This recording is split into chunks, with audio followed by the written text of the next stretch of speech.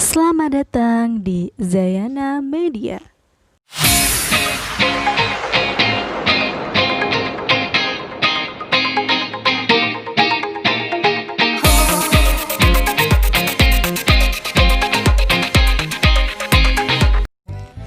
Assalamualaikum warahmatullahi wabarakatuh.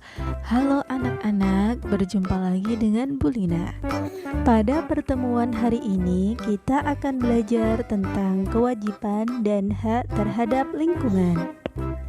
Anak-anak, bagaimana cara kalian mencintai lingkungan?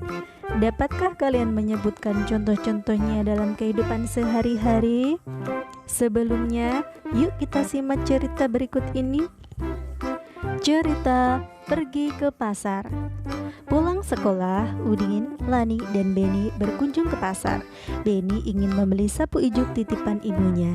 Hari itu pasar terlihat ramai. Mereka masuk ke bagian dalam dan mencari penjual sapu ijuk. Tak berapa lama, Udin menutup hidungnya. Ia tak kuat menahan bau menusuk yang datang dari sampah yang berantakan di pasar. Lani dan Beni juga ikut menutup hidung mereka. Untungnya, penjual ijuk segera terlihat. Mereka segera mendatangi dan membeli sapu ijuk. "Beni, ayo kita segera pergi dari sini. Aku sudah tak tahan dengan baunya," bisik Udin. "Iya Udin, ayo kita pergi," sahut Beni. "Mengapa baunya bisa seperti ini teman-teman?" tanya Lani.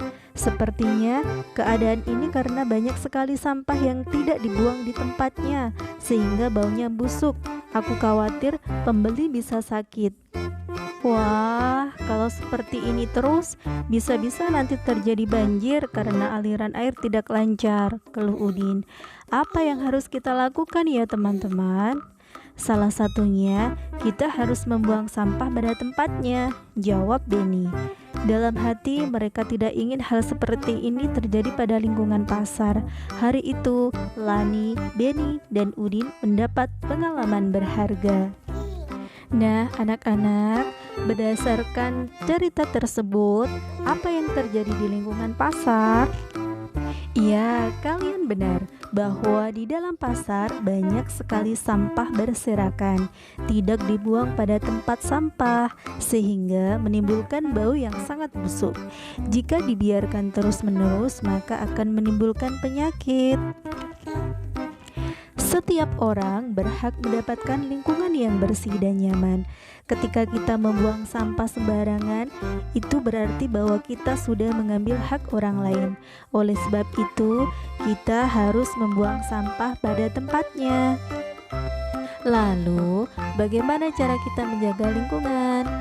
Caranya adalah membuang sampah pada tempatnya, membersihkan lingkungan setiap hari, tidak merusak tanaman di sekitar, melakukan reboisasi, melakukan tebang pilih, tidak melakukan penebangan secara liar, dan tidak menangkap ikan dengan bahan peledak. Anak-anak, sekarang perhatikan lingkungan di sekitar Bu Lina. Seperti yang kita ketahui bahwa penebangan hutan secara liar dapat menyebabkan hutan menjadi gundul. Adapun dampak hutan gundul bagi masyarakat adalah menyebabkan kekeringan, banjir, dan tanah longsor. Sedangkan dampak hutan gundul bagi lingkungan adalah ekosistem tidak seimbang atau lingkungan rusak. Jadi, kita tidak boleh menebang hutan secara sembarangan. Sekarang perhatikan kondisi lingkungan berikut.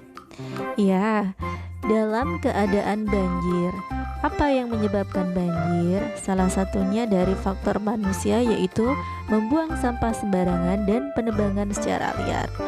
Dampak yang ditimbulkan bagi lingkungan adalah dapat mencemari lingkungan. Sementara dampak bagi masyarakat adalah salah satunya menyebabkan berbagai macam penyakit, yaitu diantaranya adalah penyakit kulit. Selain itu, duka menimbulkan kerusakan infrastruktur. Jadi, kita tidak boleh membuang sampah sembarangan dan menebang pohon secara liar. Dan kondisi yang nampak seperti di samping Bu Lina ini disebut dengan tanah longsor. Tanah longsor terjadi akibat erosi tanah yang menggerus kaki lereng hingga bertambah curam. disebabkan oleh aliran air hujan, sungai, badai, air bah atau gelombang laut. Curah hujan tinggi menjadi penyebab tanah longsor. Dampak bagi lingkungan adalah menyebabkan kerusakan tanah dan lereng menjadi terjal. Sedangkan dampak bagi masyarakat adalah rusaknya infrastruktur, memutus jalan transportasi, jatuhnya korban jiwa, dan kehilangan tempat tinggal. Kesemuanya tidak akan terjadi apabila kita tidak menebang pohon secara liar.